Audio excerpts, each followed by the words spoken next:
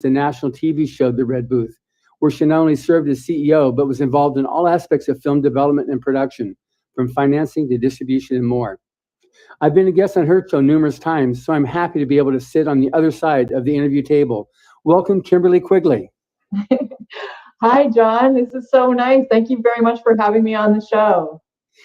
No, this is great because, as I said in the intro, I've had a lot of people ask, and that's one of the favorite parts of the week-long workshop too, is the training and drilling on how to do media interviews. So then I had this idea, why don't I ask the people who I've been on the shows with to give their take on their perspective of what makes a good and bad interview and how to prepare for it, and other little things that somebody wouldn't otherwise know were they not an actual celebrity interviewer.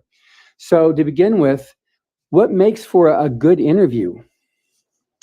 Well, first of all, I just have to say this is very funny to be interviewed by you, because I think I've had you on the show maybe 3 or 4 times at least, and I've interviewed so many people. I think maybe at least 250 interviews I've done. So it's funny to be on the other side and being interviewed. But I think it gives me great insight into what works and what doesn't, as well from the guest point of view.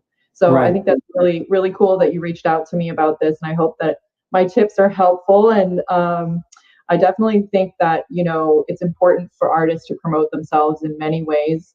Don't ever rely on your agent or manager, although of course they can be very helpful. From my experience over the many interviews that I've done, mostly who are independent artists, filmmakers, musicians, writers, and such, is that the fact that they have to do something proactive, and they usually get a lot more success that way. So I think this will be very helpful. So some of the do's and don'ts, I think, do you mean like when you're actually in the interview? Because I think there's also how do you get all aspects of interviews, preparing, arrival, the actual interview itself.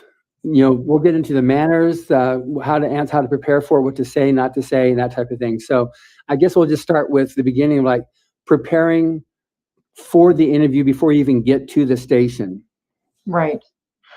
Well, what I've done, my show was one of the early shows that had no script or it wasn't like pre-produced, or it was very, very free-flowing, and people were being themselves on the show for real. And so that's very much the format that I think is now very popular as well, with podcasting becoming so popular. And I think the main thing that you can do in that situation is make bullet points of topics that you think might be interesting. But you don't have to worry about, memorizing a script or memorizing what you were going to say exactly verbatim. Don't get too worried about it, and just keep in mind those bullet points that you might have written down earlier. It's always good to sort of refresh your memory, and you probably might, shake something up loose that you go, oh yeah, I want to make sure I bring that up during the interview. So, I've had some people who were on my show and tried to read off of notes during the interview. And, I think it was not really necessary, although it may make you feel more comfortable when you have something there next to you on the side. It's going to be noticeable if you're on camera. So I would say just try to be as casual and comfortable and be yourself, but make sure beforehand to just come up with as many summary genres or topics or bullet points that you might want to cover during the interview. And of course, it depends on how long the interview is, because it may be just a quick little social media, few minutes, or it may be a full podcast where you're really going to dive deep and get into a lot of things. Now, on your show that you do on the Red Booth, for example, how long are your segments?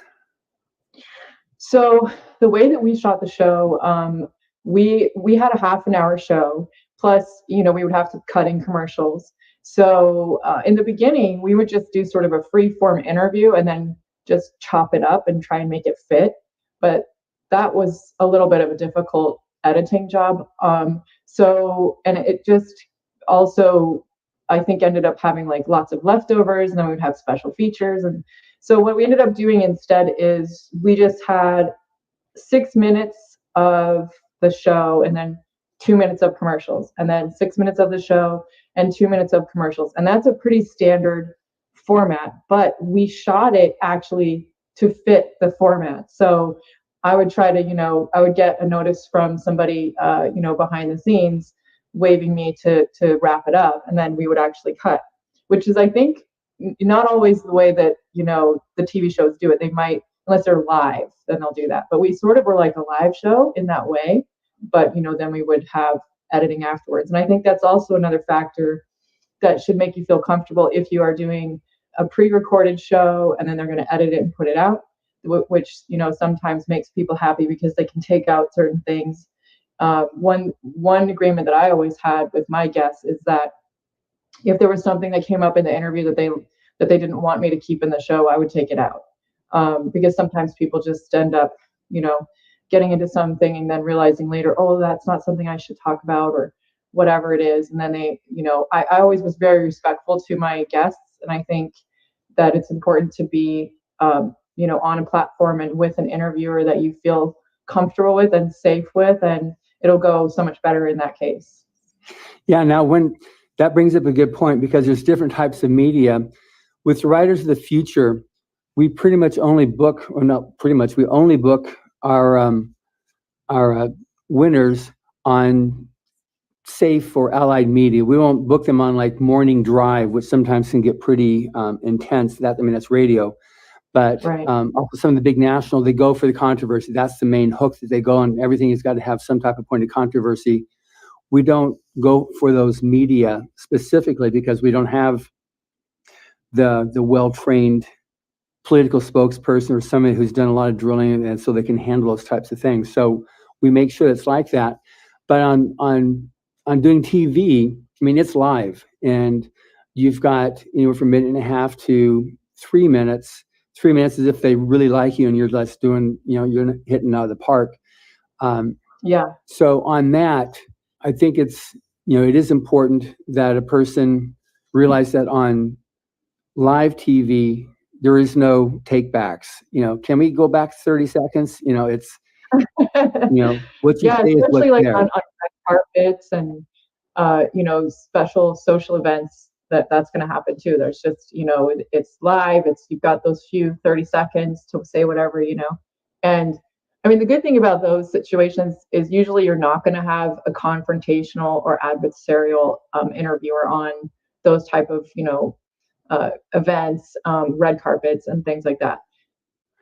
So like at the Rise of the Future red carpet events, which you cover, those are different types because those are the short sound bites. Those are like the 30 seconds, 60 seconds that you're going to get because you've got to squeeze the 24 winners, the 25, 30 judges, whatever celebrities into your piece. And it's so they can't go on and on and on because if you're going to cover everybody, and then of course you've got my 10 minutes worth, you're going to have to make it so that you can just get the sound bites. So that leads me to the next question on sound bites.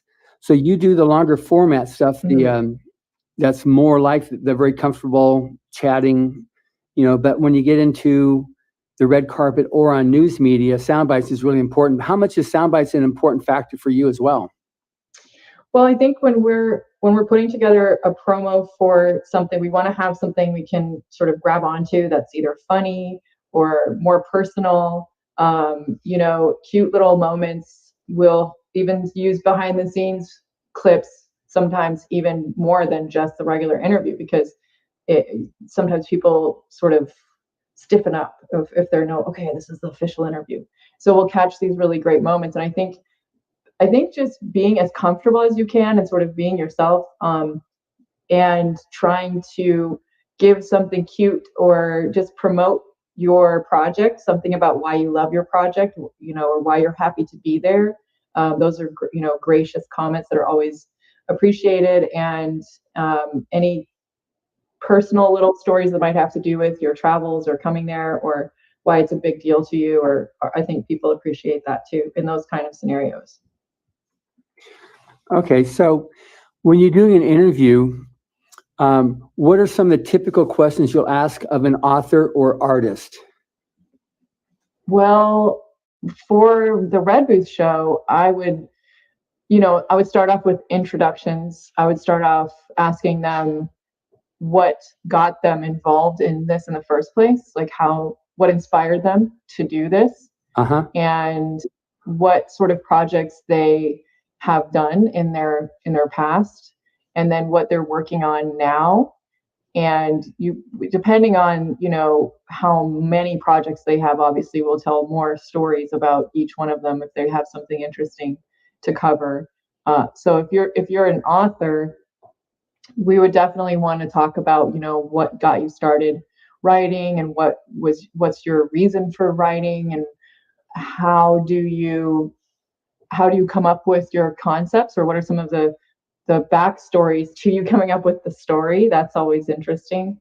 And just really explain what you're working on now and what your process might be for doing that. I think those are definitely things we would cover, especially for a writer. Right.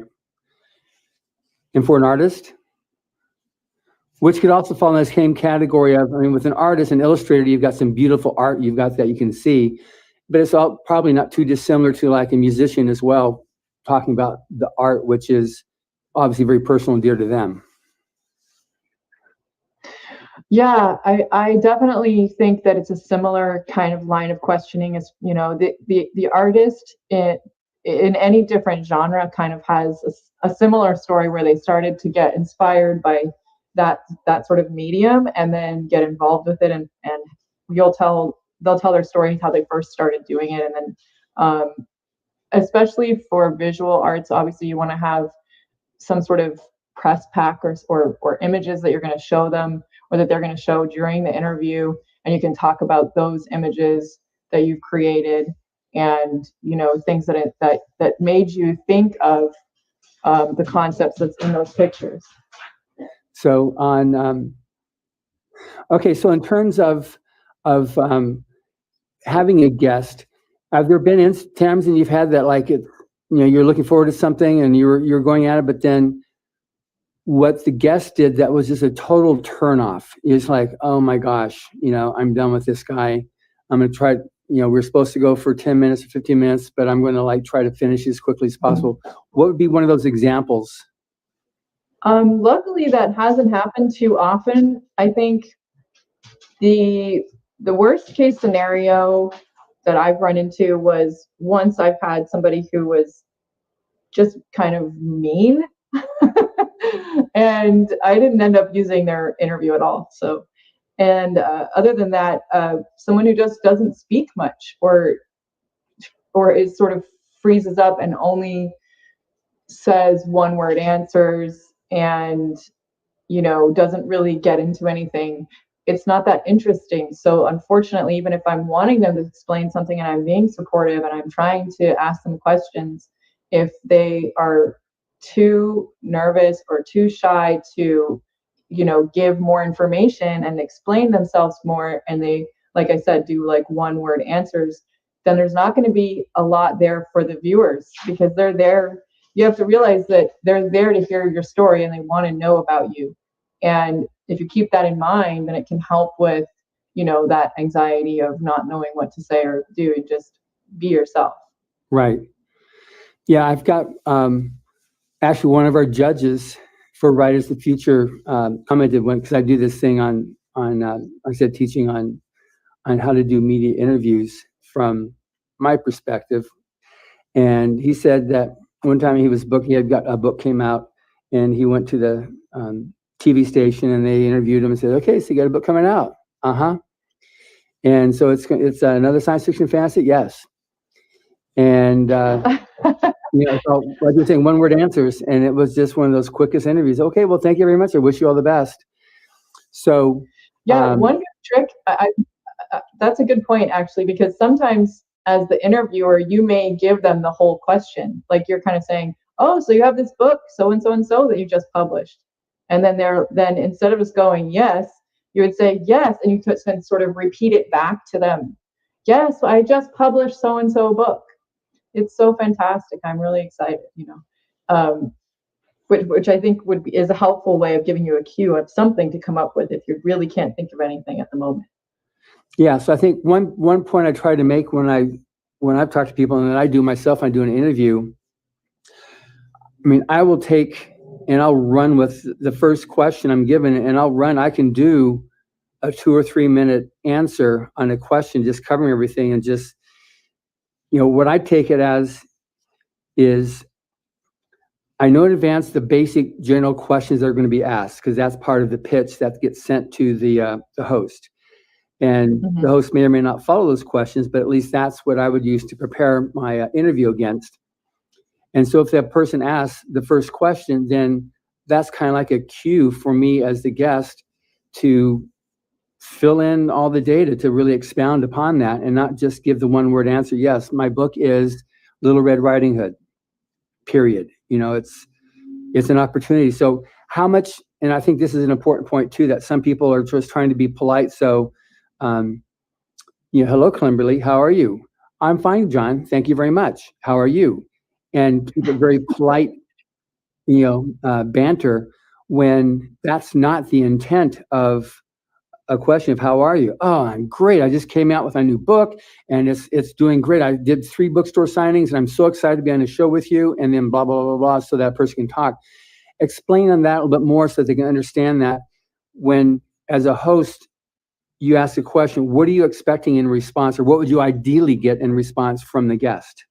That's a good point. I mean, definitely people can just try to follow the normal manners of a conversation, whereas we are, of course, you do want to keep your manners in, but this is something that you're trying to get the story out of the person about what they're doing, their emotions about it, their feelings about it. All of those things are valuable to the host and the viewers.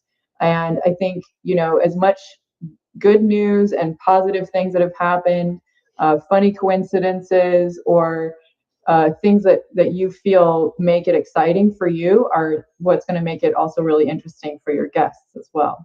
And some people do get into more personal, like if you're in a longer format interview, more personal stories. It could be something that they've been through, even that was traumatic, that has helped to inspire them to do what they're doing as well. And that's kind of your own call on that. But I definitely find if you feel comfortable and open up enough about why you are so motivated to do this or that, then that's something that people really appreciate. And, they'll watch those clips over and over and over. I think it's just really important to try to remember how much the viewers want you to open up. Yeah. Now you're talking about longer format, which I think is good, because what you do is a longer format medium. And also you're talking about podcasts. That's longer format as a normal. So that's really good. You bring it up, that it's an opportunity for you to be able to just go dig a little bit deeper and have more of a personal conversation. That's right. Now that gets the point too now on the comfort factor. So what can a guest do to get themselves a little bit more comfortable with the host, with the environment? Because a lot of times, most occasions, you don't know the host. You've been booked, or someone says, "Hey, yeah, I want you to do this. This is it's a book show." Even with yourself on the red booth, here you are on the red booth, and it's not been a problem for me. But when I've had my winners on the show with you, I've tended to come with them to make sure that they felt really comfortable. And once they got to know you, then it worked out really good. But it's what are some of the successful things that a person can do? I don't want to call them tricks, but what are some of the things that a person can do to help put them at ease and make for a better show? I mean, I guess that's a very, it's kind of something that has to come a bit naturally to you to feel comfortable with the person. That's a really good question. I mean, from my side of it as the host, I just try to be very friendly, very genuine, very interested in the guest. And I think that if you have an interviewer that is truly interested in your story and what you have to say, which I guess you can try to make sure you pick shows that you think are really relevant and that would help ensure that the host is genuinely interested in what you're doing. And that puts you in a better, conversational point with them, and you're going to feel more encouraged. And I guess that's from my angle what I think helps. Other than making sure you have enough sleep, making sure you know are well fed beforehand, making sure that you don't wear uncomfortable clothes. Some people have had problems with that. And so if you're actually also in a live studio situation, which things have definitely changed since the pandemic and everything, so there's a lot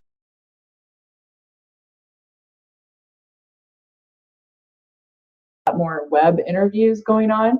But if you're in a live studio, there's things that you should make sure, like you have your microphone in a good position. They're going to set that up for you.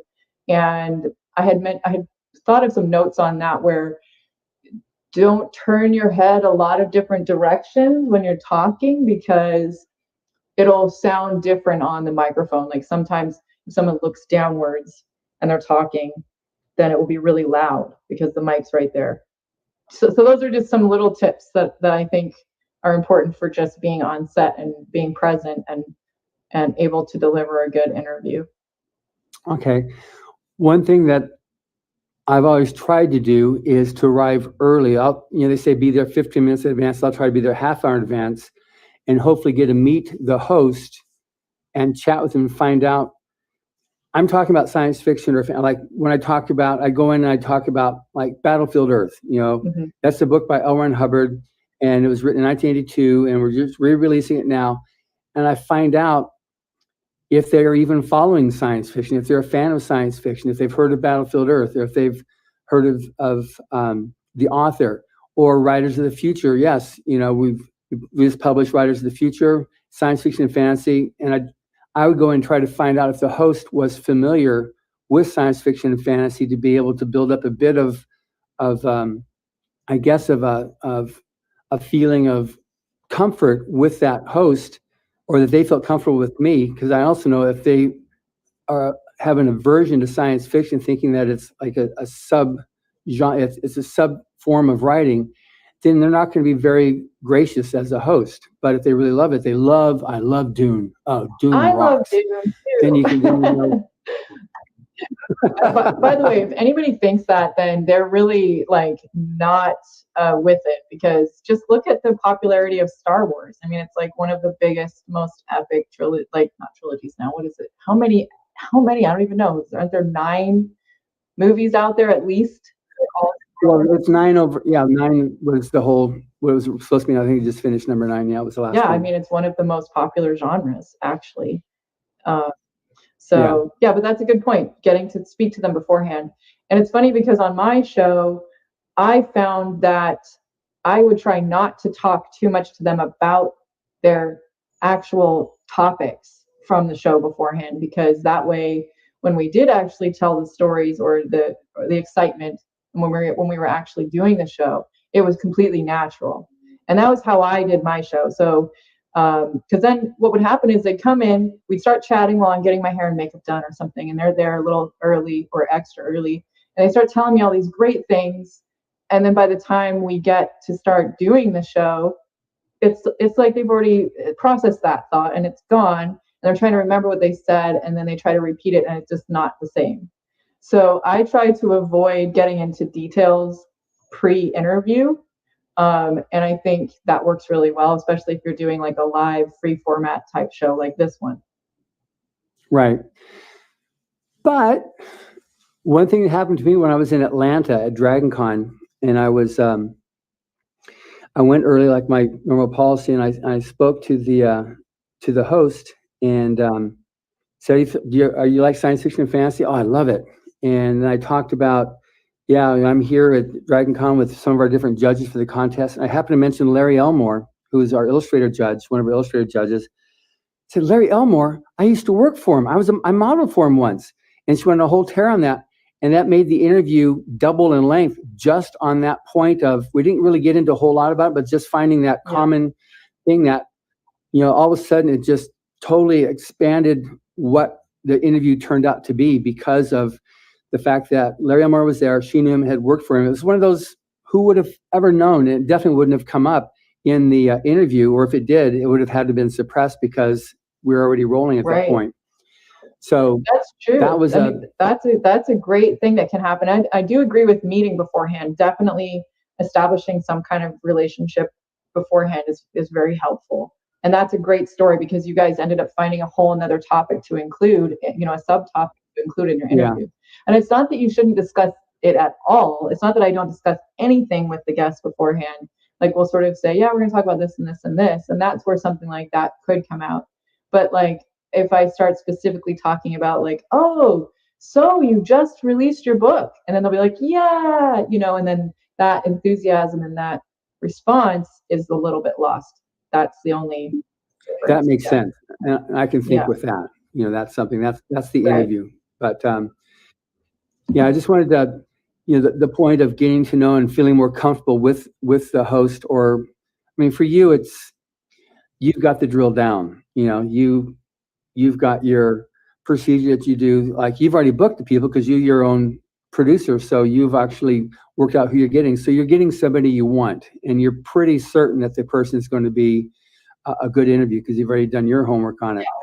But I think it's important for a guest to probably listen to some of, like you mentioned at the beginning of this, they listen to some of the interviews or episodes to get a feel for like, what do you like? What type of questions you have? Are you very familiar? Are you very formal?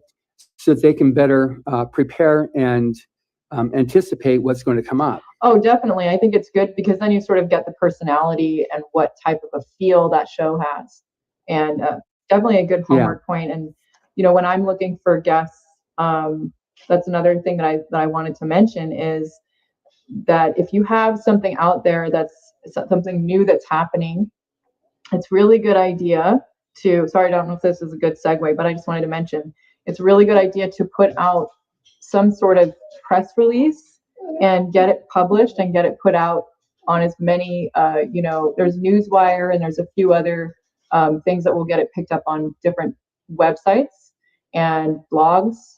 And that helps you to get chosen for interviews too, when people are looking for people related to that topic. And of course, probably people already know about, using their website blog and meta tags and things like that help that come up when people are searching on Google. That's something really good to learn about if you're trying to promote yourself these days. But that's like when I'm looking for guests, obviously the internet is a big tool. And when the people that I'm working with are looking for guests as well.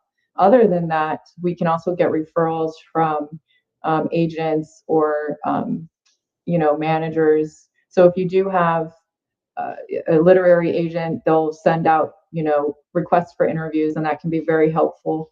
So anyway, that's just a whole nother segment about how to get the interest and how to get onto a show or, even a podcast as well. Have you ever had people just write to you and saying, can I get on your show? Definitely, I have. And you can do that. You can reach out personally. And I recommend it because my show that I created, I didn't have an agent or a manager or anything like that. I just pretty much the winning thing that I've always followed is go and reach out yourself directly and find out how it's done by other people as well. So you can also, use that tool. But I definitely reach out directly to people. I also use LinkedIn. I think it's a really great tool to contact people and for them to have a personal relationship with you. It's very helpful. And to use even Facebook. When I first started the show, I did my first episode. I got it edited finally, which I didn't know how to do at the time. And, I started sending out links to people on Facebook. And I wrote personal messages to them all. And I got a lot of response from that. And I even that's actually how I first got my show picked up on a local TV station, because somebody said, oh, this looks really great. I know someone who might want this. And personal referral and personal word of mouth is really one of the strongest ways to get recommended for a show. So if you establish some kind of personal relationship, even if, let's say you make a contact with somebody at a station or in some sort of media outlet on LinkedIn, and then you say, how can I get onto this? Can you help me? Do you have any advice for me as to what would be a good way to get onto this show? And if they're a nice person, they'll usually try to think of some way to help you. And if you do get somebody that's just like a closed door and not helpful at all, don't sweat it. Find another person. There's lots of nice people actually in this industry. So you just have to move on to the next one and talk to the next person. But obviously be very friendly and be sincere and explain what you're trying to do. And I think that's a really, really important way to expand your business, your projects. It's definitely been my successful action over the last 7 years since I started the show. And also, when I started doing distribution for my show and getting my show picked up onto national, it was because I reached out. It was because I kept always putting something out there myself. If I had waited for other people, it would have never happened. So that's definitely important. Yeah. No, it was great when you had Orson Scott Card on your show. He hadn't done media for a while, and so I said, no, Kimberly's really good. He said, okay, good. I'm trusting you. And he had your show up on his website for like 5 or 6 years. That's amazing. He was so fun. Yeah. I was so thrilled to have him on the show. And I mean, obviously he's a legend especially in the sci-fi genre. Yeah. Ender's Game is just one of the most well-known, and he was so funny and friendly, and it was really, really cool to have him on the show. And it's still available. I think that interview is still available online. Back when I was bleach blonde, so don't be shocked when you see it. But yeah, he was really great, and he's also a judge on the Riders of the Future. Or he has been a judge, I should say, right? Yeah, he is. Yeah. Yeah, he's one of the ones that teaches the workshop too, along with Tim Powers and Dave Wolverton. Yeah, so awesome. So yes. So now just a few other questions from before that I wanted to be able to make sure I just fully tied it up. I was talking before about coming earlier, Mm-hmm. but the antithesis of that is arriving late. So that's usually the death knell of any guest, to arrive late. I don't know if you've ever just said, okay, good, you missed your slot and that's it, or what's the any protocol that person can expect to have happen if they come late for the interview? I think generally speaking, obviously you don't want to be too late. There's a bit of a smudge there that you can deal with, 15 minutes late or whatever, or a lot of course, most productions will not appreciate it, especially because they're on a strict, clock.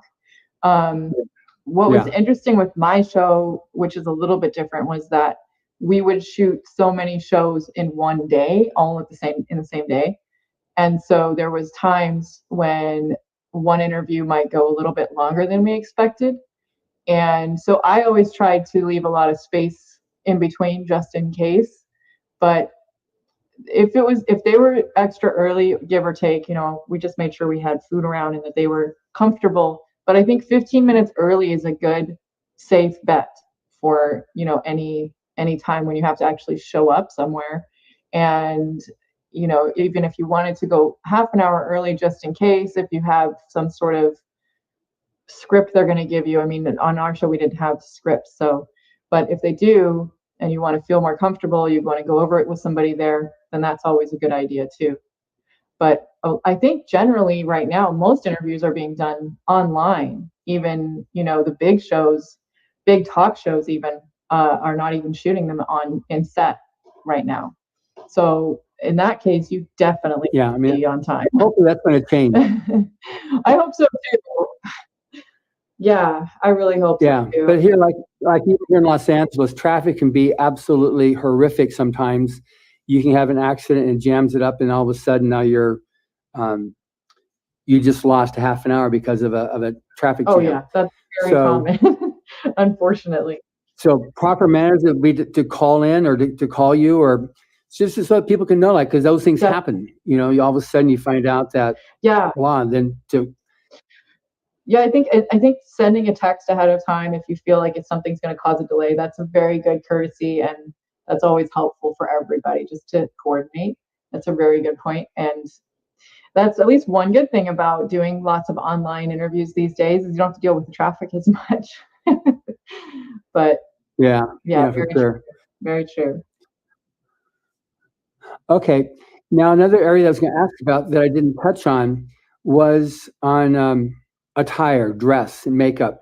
So let's first of all, you made a comment earlier about being in uncomfortable clothes.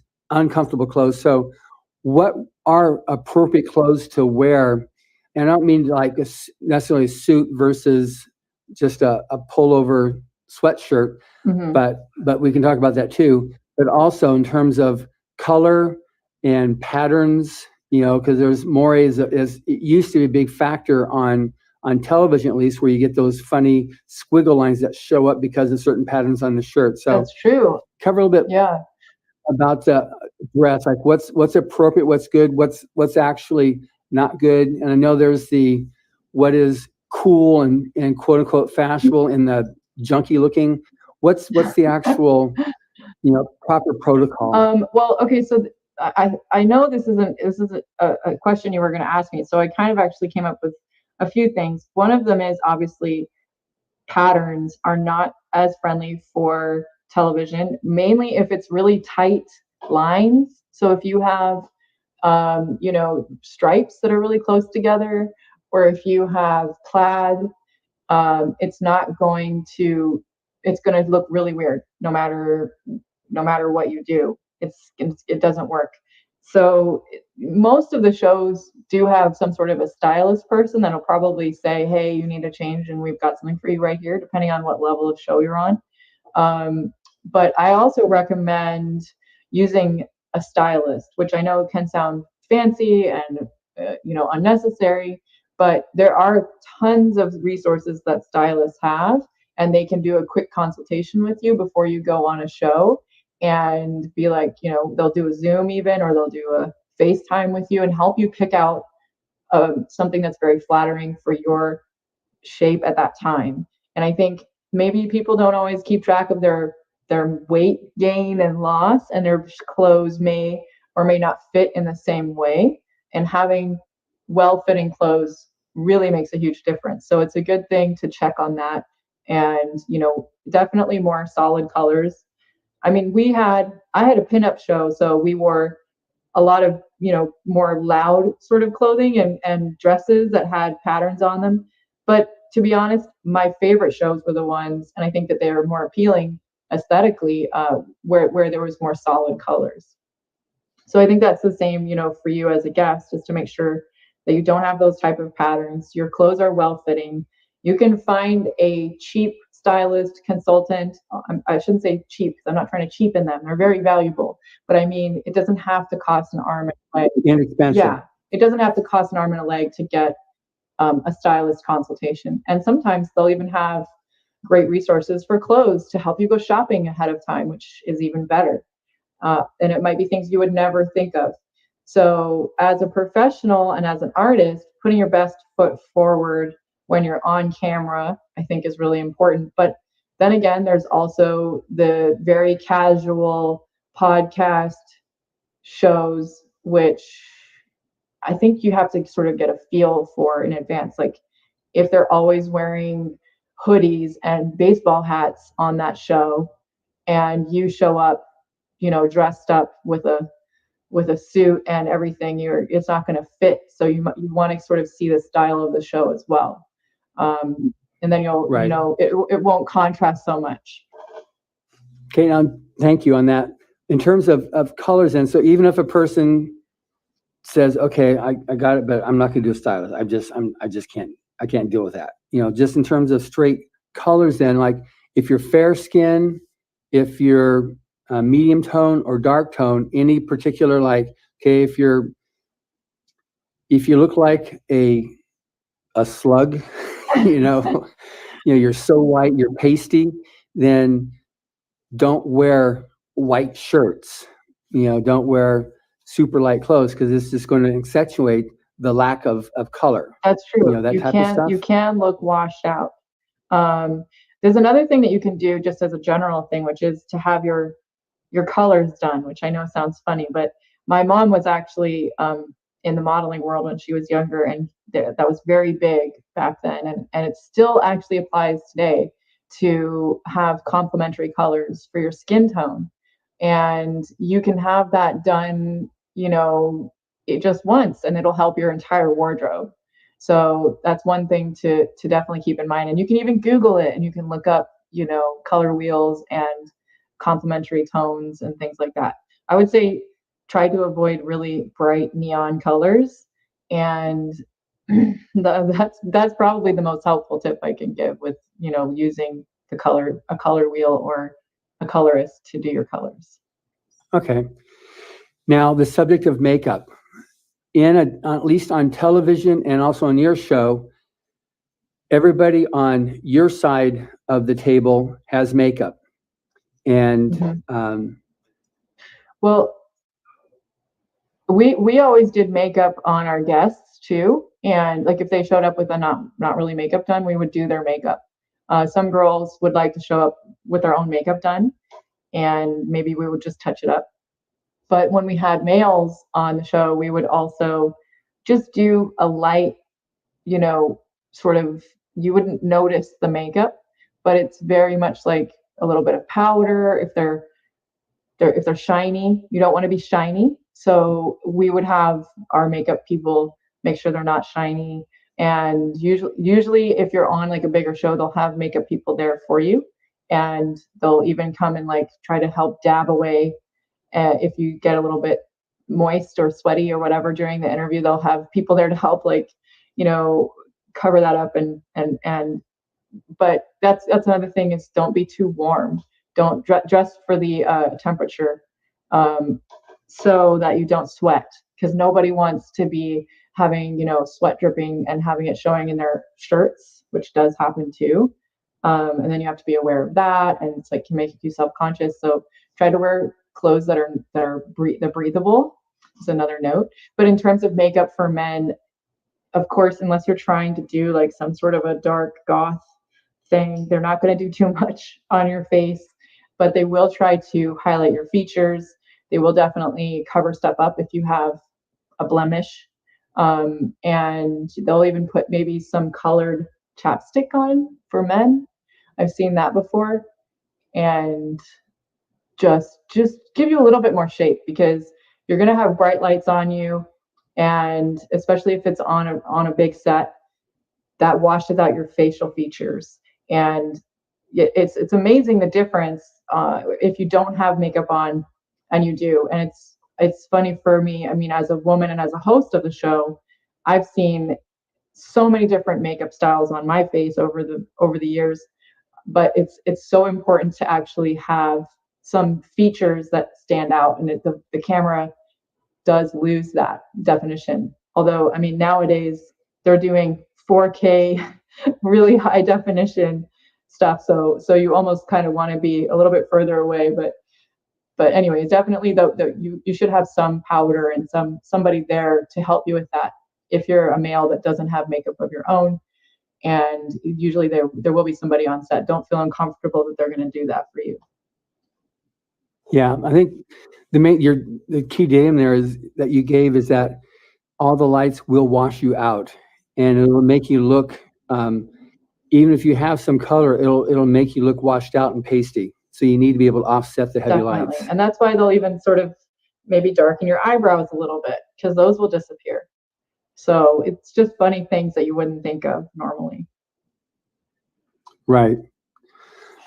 Okay, so in terms of weight, now you made a comment also about weight. Like, what's the datum in terms of a camera doing to a person's weight? Does it make you get heavier, or does it make you get lighter? So the common thing that people say is that the camera puts on 10 pounds. I think really what it is that you don't have the same depth perception as you do in person.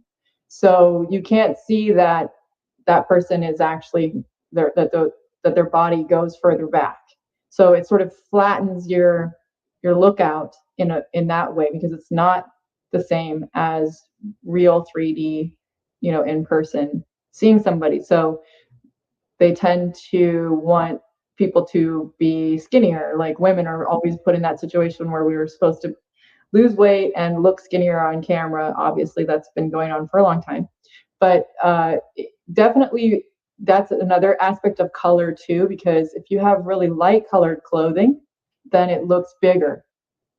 So you have to balance that out too. If you have, something that's a bit darker, it's gonna help slenderize you on camera. But other than that, I would say go to the gym and work out. Definitely a good idea. Yeah. Okay. So we've covered a lot of things here, and I'm just curious. Like, are there any questions that I didn't ask you, because it's such a broad-reaching subject? Doing media interviews, preparing for them. Is it good for a person to be able to drill with somebody else, just to pretend like, okay, you're the host and I'm the guest, just drill asking questions, or anything like that in terms of preparing, getting ready for a show? I think like if you've never done an interview before, then yes, you should try that. You should try just practicing with some friends and start to get the feel for it. If you're nervous and you've never done one before, I'm sure that would be very, very helpful. Um, I think that the main thing is with the free format that we have today with podcasts, just make a lot of mental notes, go through the things that you would want to bring up, make just bullet point notes about what you want to make sure you talk about, and just be comfortable and be yourself. Those are really, really important. And you can practice and you can say things, but once you're there, it's just going to be a matter of realizing that they want to know about you. They want to hear what you have to say. They want to hear your story. So go ahead and tell it. Okay, good. Now, the other points that you had, that oh, I'm waiting for you to ask me this question that I didn't ask you yet. Well, in you mean for today's interview, I did want to mention something, because over the years, as I learned how to distribute my show, I ended up also wanting to help other people distribute their shows and movies as well. And so I got into distribution. And because I also used to work on developing shows, I also saw things from the other side where you're receiving projects. And I just thought it might be a good thing to mention that too, because not only, can I give a little bit of advice on what it's like to be a guest on a show, I also wanted to mention, I'm sure that a lot of writers and authors want to have their stories picked up and made into a movie. I mean, not all of them do, but some people really want that, and they may not know how to do that. And I've actually had a few writers recently that I've been in touch with where I'm like, this is a really great story. We should send it to Netflix. Let's put it together, or whatever. And there's a few things that I think every author should have when they want to pitch it or want to get it picked up as a movie. And I just wanted to mention those really quick, which is that you should have a treatment. Please do, yes. Okay. Cool. So there should be a treatment, which would be, let's say you have a finished book, and you have 20 chapters. So you have a log line, which is like a one sentence description. Then you have a synopsis, which you've seen obviously on the back of books and things. It's like a paragraph or two, a description of the story.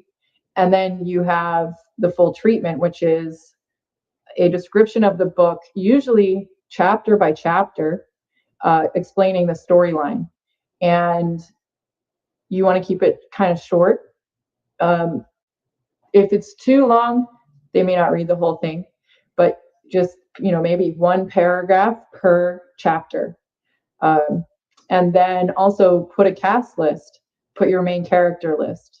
So, and put like their age range and basic description. So that way it can be more easily set. They can think with it on casting. Like, oh, it's got somebody that's a male that's between 40 and 50, and he's Caucasian. Okay, well that could be whoever that they might think of as a filmmaker. And those things just help it transition from a book to a movie project. So that's something that I think anybody should have prepared for their finished books. There's a few resources too that I wanted to mention for pitching. One thing too is to remember to copyright, whether you want to do it the quick and easy way of mailing it to yourself. That's always been something people say you can do, but I recommend actually filing a copyright online, which you can do. It's not hard at all. So you should copyright your script. You should copyright the story, the treatment, all of it. Just file it together, and then when you send it out, don't just send it out like randomly to all these studios, because they'll all have a policy that says we do not accept unsolicited scripts, and they'll still keep it anyway. In fact, this happened to me. I sent out a script that had to do with Martin Luther King, and it was a story about what was happening in the town, and it was based on somebody's real life experiences in the military during that period of time. And I was like, this is such a great movie. We've got to get this made. And I sent it to like everyone under the sun, moon, and stars. And most of them sent them all back. But one of them that I called as well, because I was very persistent on this one studio that I thought would be a good fit, said to me, oh, we don't make movies. We just do this type of shows. And then they ended up making a movie almost exactly like the one that I sent them. So just remember that when you're sending it, don't send it out just everywhere and spam everybody with your story, because it's unfortunately easy for them, if they really like it and they don't want to deal with you or pay you, to take it and sort of alter it a little bit. So that's why I would say it's really good to have a lawyer. Even if you just have someone in your back pocket as a lawyer, send it from a lawyer. That way they are a little bit more like, oh, we need to play by the books on this, and make sure that you get interest beforehand, establish who it is that you're working with, who it is that you're sending your pitch to. There's also services like Inktip, which is really good. They put out requests. They're like, we're looking for this kind of movie. We're looking for this genre. We're looking for, something that features young women who are strong, or whatever it is. They'll put something out, and if you get their updates, you can always submit through Inktip. Another one is InfoList, which you can definitely get a lot of requests for different movie projects. And I think the studios all use those as well. And a lot of the executives that are in creative will use both of these resources to help find scripts, because they're always looking for the next great story. And a lot of people, I think, tend to want to create something that's based on a novel or an existing story that's doing well, like existing book series that's doing well. That's going to give them even more impetus to want to use that and make it into a movie, because I think they're going to make more box office sales because it has more of a fan base. So if you do have books like that, if you do have series that's out like that, that's very important to push that and say, these are the books that we've published, and just give statistics on your fan base if you can. So I guess those are just some of the points that I wanted to mention when it comes to trying to get your stories made into TV and film. That's great. Thank you very much for that. As this is the Rise and Illustrates the Future podcast, we do this to be able to provide that extra, I guess, leg up for the aspiring writer and artist to get there at this point, to be able to get themselves well known and well thought of as a writer or an artist. And this is obviously something that we teach in the workshop, but because it's been so well requested over many different interviews and on the various social media responses, and also just as one of the important points of the workshop itself, it's something that Mr. Hubbard originally was very keen on, where art is the quality of communication. And if you're going to have a lot of attention on the actual story or the illustration, the painting itself as that quality of communication, you also need to have the quality of communication on doing interviews and promoting yourself and promoting your story or your art to be able to get across and let people understand, like, wow, this really is something I need to check out. So I think that's, why what we're talking about here is going to be very helpful, and hopefully gets a few more people that much better known and off to a good career start for them. I think that's a great helpful thing that you're giving all of these authors and artists as a tool. It is really important, because the more people know about you, the more people hear your name, the more people are aware of the fact that you exist and that your book exists, the more likely they are going to go and click that link and buy it, on Amazon or wherever it is that you're selling it. So it really just helps drive up your book sales, the more notoriety that you can create, which, like I said before, is just go out there and reach out to people as much as you can in terms of getting to do an interview. It's really highly recommended from me. It's definitely the way to meet people and to get connected and, be added to people's blogs, especially on social media nowadays. There's so many different outlets. You can do TikTok videos with people. You can do Instagram lives. There's all kinds of people doing interviews now. Interviewing people has become much more for the public than it used to be, which I think is fantastic. And there's a lot of people you can reach out to on just Instagram and message them and say you'd like to do a live with them. You never know. So there you go. That's right. Great. Well, thank you very much, Kimberly. Yeah, thank you so much, John. It's been really great getting to talk to you about this, and I'm hopeful that this will be helpful to your guests and your other artists and authors. It's really exciting. Thanks so much for asking me all these questions. Sure. And thank you for listening.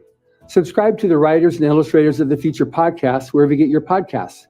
We've also been syndicated on the United Public Radio Network, where you can find these podcasts as well by just typing in Writers of the Future.